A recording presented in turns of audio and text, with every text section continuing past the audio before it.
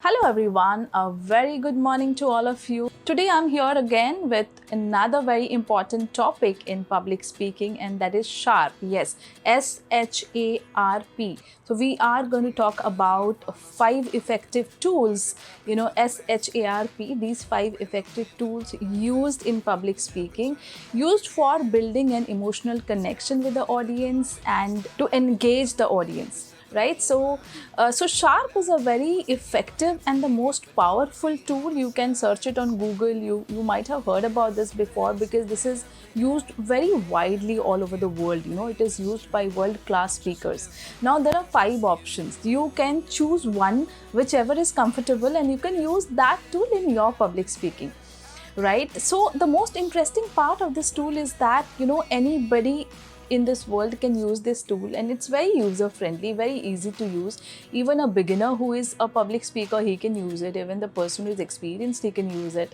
Right, so let's get started. So I'm talking about SHARP. Yes, S for stories, H for humor, A for analogy, R for references and quotes, and P for pictures and visuals. So let's get started with the stories.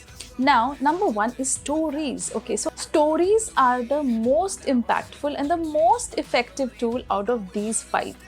Yes, as I said, stories are the most impactful and most powerful tool out of these 5 tools. Let us talk a little bit about stories. Stories instantly build connection with the audience. Always remember that your work as a public speaker is to make the audience do something. Okay, always remember that the audience is always looking for the solution. They are always looking for the solution of their problems in your story. They are looking for the answers to their questions in your story. So your story has to be impactful. Now, for example, as a public speaking coach, I am addressing an audience and I'm telling them that you have to practice public speaking for 10 minutes every alternate day. Now, if the audience has enough trust on me, so what they will do is they will do it because they trust me. Okay, they trust me that this will produce results. So I make this their priority. Okay, so a public speaker always changes the priorities of the audience. A public speaker always changes the mindset of the audience through stories. Right, so they make it a priority. They leave everything and practice this 10 minutes of public speaking. So that is the power of a speaker. That is the power of a public speaker. You are making them take action. So your story has to be impactful. That is the number 1 point. Number 2 point is don't give it all. Whenever you're speaking, right, whenever you're telling your story, so let the audience figure out something, because curiosity is the innate ability of any human being. An effective storyteller always knows, how to generate that curiosity, how to, create that absence of information, what to say and what not to say, because, the gap between what the audience knows and what they want to know, that is the curiosity, and that is what drives the audience in. So you have to make sure that you don't give everything to the audience. Leave something for them to figure it out.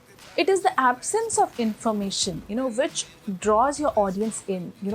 This absence of information generates a curiosity in your audience, which triggers them to think more about it. Now, for example, suppose in the last speech I was sharing about one of my community members. She achieved 1 crore in just 15 months. Right, now when I started my speech with this punchline that today I'm going to share a story about this lady who achieved 1 crore in just 15 months. Now, what is happening with this punchline is that it is generating curiosity in the audience mind, right? So the whole speech, from the first sentence to last sentence, whatever I'm speaking, is revolving around this punchline, right? So which is a curiosity generator. Now, I will be giving you a lot of more punchlines and more examples in the next video. So don't forget to watch that video. So there I'll be sharing you proper 5 techniques on storytelling, how to be an effective storyteller. So yes, that's all about story. And let's move into the second effective tool, and that is humor. Yes, humor. The best way to get your audience listen to you, to get your audience on your side, is to get them laughing, right? But then As long as your audience is laughing or even smiling, it stops them from getting distracted or nodding off their head and searching their mobile phones. They will not do those as long as they are laughing or they are even smiling or listening to your joke. So humor actually helps you to build an emotional connection. But I'll tell you, there's a risk in trying humor. Now, please do not try humor unless you are very, very, very good at it. See, a few people, they are born joke tellers, they have that innate ability to make people laugh, like Kapil Sharma. It comes naturally from him, right? Any moment, like moment by moment, he makes people laugh. But it's not a cup of tea for everyone. Come here, I'll tell you a secret. I never use humor in any of my speeches. Yes, because I believe that I'm not a humorist, because I believe that I cannot make people laugh. So that's absolutely okay. I am okay with it, except few moments, whenever it comes naturally, while speaking something. So once in a while I might have used humor, but that is not my style. Remember, it's risky, and you use it at your own risk. So that is what I would say, because it's not that easy to make people laugh unless you have practiced it a lot and you're very confident that you can make people laugh. Don't try it, because what happens is, it becomes very embarrassing situation wherein you are trying to make people laugh, you're cracking a joke and people don't laugh at you, right? And I have experienced a lot of people in my life wherein they crack jokes and I do not laugh because I don't feel like laughing, right? So that's really, really feels bad. When humor misfires, it destroys the whole communication. It breaks the emotional connection. The worst part is, it's an embarrassing situation for the speaker and it leaves the audience uncomfortable. So use humor at your own risk. Okay, let's come to the third effective tool, SHA. Yes, A is analogy. Analogy. How a bindi adds a charm to a Indian woman's beauty. Similarly, a smile, a beautiful smile adds a spice to the personality, overall personality of a public speaker. It adds on to the overall charisma and aura of a public speaker. So that's an analogy, bindi and a smile, right? So I use a lot of analogies in my speech. Like I always use the analogy of the swimming pool. Of public speaking is like a swimming pool. Swimming in the swimming pool, right? So like if you read a book and a lot of suggestions are given in a book, but by reading you cannot learn swimming. You have to plunge into the water. Similarly, by reading different techniques or listening to me about different techniques on public speaking, you will never learn public speaking unless you actually plunge into the stage and go into the stage and speak. So these are analogies. A striking analogy is a great way to kick off your presentation. It makes it very interesting. It's an effective tool to hook your audience all the time. Analogy makes everyone to remember everything very easily, because what happens is, when you use an analogy, so that acts like a hook in people's brain. Now I'll give an example. So the scientist Watson, when he was researching on DNA, he was walking through the stairs of Oxford University. So the stairs were spiral, and the structure of the DNA is also spiral. So he gave that staircase analogy with the structure of the DNA while teaching the students. It was so interesting for the students and immediately they remembered it. So it helps people remember when you use an analogy for any concept, and it's very easy to link a concept with an analogy. So that's about analogy. And number fourth tool, HAR. R is references or quotes. Yes, references is something, which you take a reference of another people or share a story of a third party, or share a quote of somebody else who has, created that particular quote. Now, the only difference between a reference and a quote is that reference can be as long as like one paragraph or two paragraphs, but a quote is very short and crisp and very sweet and very much impactful as well, right? Reference, for example, suppose I in the last speech I was talking about Muniba Mazari. She is a motivational speaker and a Pakistani activist.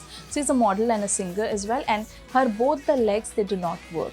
Okay, and I was very much impressed by her. So I used her reference in my speech. So that is reference. And about quote, everybody knows about quote. Quotes are like very interesting and the easiest way to kick off and is to start off your speech for any beginner. Only the prepared speakers deserve to be confident, by Dale Carnegie. Okay, so this is an important quote which you can start with while you're talking about your confidence, right? So that's about references and quotes. And the last and the final effective tool, number 5 tool, is the P, that is pictures and visuals. Any message in the form of a visual representation makes it alive in your mind. It can be video clips, it can be props, it can be any activity such as dance or any stretching activity, or it can be a sport jogging, which magnifies the emotional connection with the audience. Whatever you're going to speak, if you speak it through a visual impact, through a visual representation, so people instantly get connected to you. And I have experienced this a lot because I use a lot of sport jogging and like stretches and look at your partner and say you are awesome and stuffs like that. In order to create the best visual message, remember the 3 B's. Yesterday I am going to give you these 3 B's. So number 1 B is big. Whether it's a picture, it's a normal picture or a video clip, make it big enough so that people can watch it from a distance itself. When it's a bigger audience, it will make your work easier if it is in a big form, right? So number 2B is bold. Make it bold so that once the audience looks at it, so at one glance they are able to grasp that particular visual, right? Remember in the traffic signal, whenever you stop, like you get attracted to the Cadbury ad and your favorite serial on TV, Z TV or something, very bold, they'll be projecting like maybe the sleep well mattress, and while you drive the car, you keep remembering the sleep well mattress and you finally plan to buy one, right? So that is the impact of the visual bold letters or bold pictures.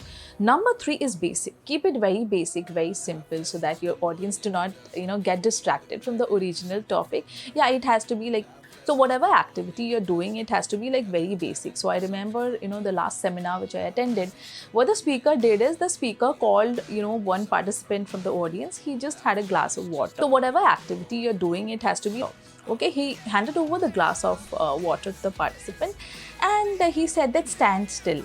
Okay, he was holding the water and what the speaker did, he just pushed like this. Okay, so the water spilled, right? And then the speaker was like, why did you spill water on me? The participant was, because you pushed me. And he was like, no, why did you spill water on me? He was like, because you pushed me. He said, no, why did you, spill water on me? Then he didn't understand, he kept quiet. Then he said that only because there was water inside the glass, so you spilled water, not coffee on me, right? So he meant to say, sorry for the background noise, the Durga Puja is on, right? So he meant to say that whenever we fill ourselves with positivity, a lot of confidence, so confidence will spill in. If we put, fill yourself with a lot of negativity and negative thoughts, so negativity will spill in. Right, spill out, sorry. So that's all about the 5 effective tools. I hope you have enjoyed these 5 effective tools sharp for any public speakers, and stay tuned for the next video. Thank you so much.